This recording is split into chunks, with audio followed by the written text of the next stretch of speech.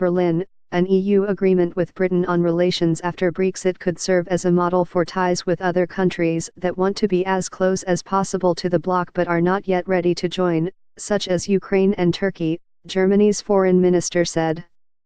Britain secured the go-ahead from Brussels to start talks on its future relationship with the EU earlier this month, with London saying it aspires to a closer relationship as a former member than that of any other third country. In an interview with the Funk newspaper group published on Tuesday, December 26, German Foreign Minister Sigmar Gabriel said such a deal could offer a solution to the puzzle of how the bloc of 27 can manage its ties with two other large non-members. "I can't imagine Turkey or Ukraine becoming EU members in the next few years," he said.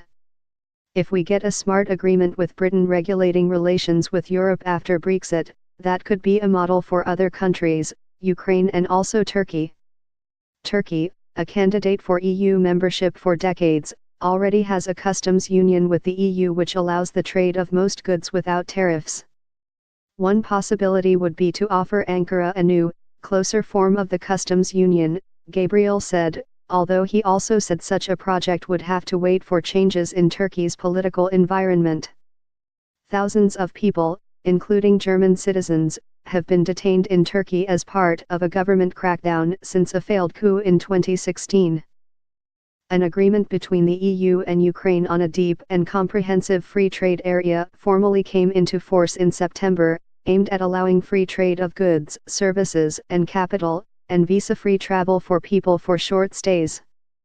Ukraine's desire for closer ties with the EU was one of the driving forces behind a popular revolt that toppled a pro-Russian president in 2014, leading Moscow to seize Ukraine's Crimea Peninsula and back pro-Russian separatists in a still unresolved conflict in the east of the country.